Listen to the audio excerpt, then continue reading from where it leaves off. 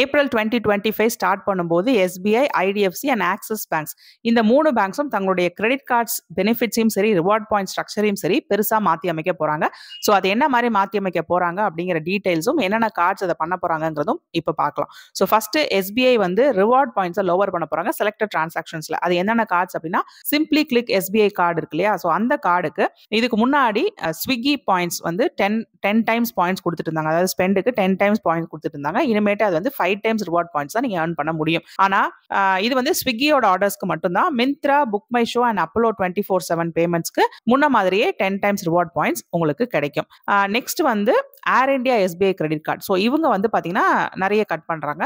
So Air India SBI platinum credit card முன்னாடி வந்து பாத்தீங்கன்னா 15 பாயிண்ட்ஸ், அதாவது எவ்ரி 100 ருபீஸ் நீங்க ஏர் இந்தியா டிக்கெட் புக்கிங்ஸ்க்கு ஸ்பெண்ட் பண்ணக்கூடிய ஒவ்வொரு 100 ருபீஸுக்கும் இதுக்கு முன்னாடி 15 பாயிண்ட்ஸ் ரிவார்ட் பாயிண்ட்ஸ் கிடைச்சிருந்துச்சு. இனிமேட்டு 5 ரிவார்ட் பாயிண்ட்ஸ் தான் கிடைக்கும். இது வந்து கொஞ்சம் ஸ்டீப்பான கட் தான். அதே மாதிரி ஏர் இந்தியா எஸ்பிஐ சிக்னேச்சர் கிரெடிட் கார்டுல இதுக்கு முன்னாடி ஒவ்வொரு 100 ருபீஸுக்கும் 30 பாயிண்ட்ஸ் கிடைச்சிட்டு இருந்துச்சு. இனிமேட்டு 10 பாயிண்ட்ஸ் தான் கிடைக்கும். ஸோ இதெல்லாம் பாத்தீங்கன்னா ஃப்ரீக்வெண்டா நீங்க டிராவல் பண்றீங்க அப்படிங்கும் போது இந்த கோபிராண்டட் கிரெடிட் கார்டு வந்து நம்ம ரிவார்ட் பாயிண்ட்ஸ்க்காக வாங்கியிருப்போம். ஸோ அவங்களுக்கு இனிமேட்டு ரிவார்ட் பாயிண்ட்ஸ் வந்து ரொம்ப கம்மியா தான் சேரும். சீக்கிரமா வந்து அது சேர்றதுக்கான டைம் வந்து ரொம்ப அதிகமா எடுக்கும். அடுத்தது ஐடிஎஃப்சி ஃபர்ஸ்ட் பேங்க் இருக்கு இல்லையா, அவங்க வந்து பாத்தீங்கன்னா மைல்ஸ்டோன் பெனிஃபிட்டே டிஸ்கண்டினியூ பண்றாங்க. என்னென்ன கார்டுலனா கிளப் விஸ்தாரா கிரெடிட் கார்டுல மார்ச் 31 மைல்ஸ்டோன் பெனிஃபிட்ஸை சுத்தமா டிஸ்கண்டினியூவே பண்றாங்க. மகாராஜா பாயிண்ட்ஸ் இருக்கு இல்லையா, ஸோ அது வந்து கண்டினியூ ஆகும் அன்டில் மார்ச் 31, 2026 வரைக்கும் கண்டினியூ ஆகும். அதுக்கப்புறம் வந்து அது டிஸ்கண்டினியூ ஆகும் அப்படின்னு சொல்றாங்க.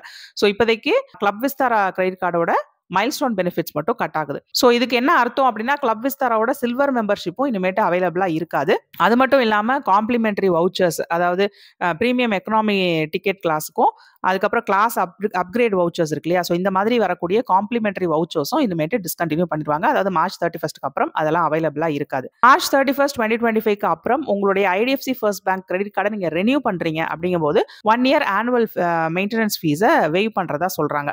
ஸோ பட் அதை ஒரு பக்கம் சொல்லிட்டு இந்த பக்கம் வந்து முக்கியமான பெனிஃபிட்ஸ்லாம் டிஸ்கண்டினியூ பண்றதுனால இந்த கார்டை டிராவல் பர்க்ஸ்க்காக வச்சிருக்கணும் அப்படிங்கிறவங்க கண்டிப்பா ரெனியூ பண்ணுவாங்களா அப்படிங்கிறது மிகப்பெரிய கேள்விக்குறி தான். அவங்க கண்டிப்பா ஏதாவது ஆல்டர்னேட் ஆப்ஷன்ஸை தான் சூஸ் பண்ணுவாங்க.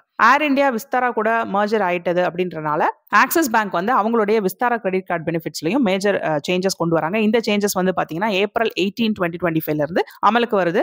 ஸோ இதுக்கப்புறம் கார்டு ஹோல்டர்ஸ் வந்து அவங்களுடைய கார்ட்ஸ் ரெனியூ பண்ணாங்க அப்படின்னா அவங்களுக்கு ஆனுவல் ஃபீஸ் சார்ஜ் பண்ணப்பட மாட்டாது அப்படின்னு சொல்றாங்க. பட் இவங்களும் நிறைய பர்க்ஸ் வந்து ரிமூவ் பண்றாங்க. அதனால பர்க்ஸ் ரிமூவ் ஆகும்போது அதை கண்டினியூ பண்ணுவாங்களா இல்லையாங்கிறது டவுட் தான். ஸோ என்னென்ன பர்க் அப்படின்னா, மகாராஜா கிளப் டயர் மெம்பர்ஷிப்ஸ் இருக்கு இல்லையா, அது மட்டும் இல்லாம அது கூட வரக்கூடிய welcome and milestone ticket vouchers, இது எல்லாமே காம்ப்ளிமெண்டரியா வரக்கூடிய எல்லாமே வந்து டிஸ்கண்டினியூ பண்றாங்க.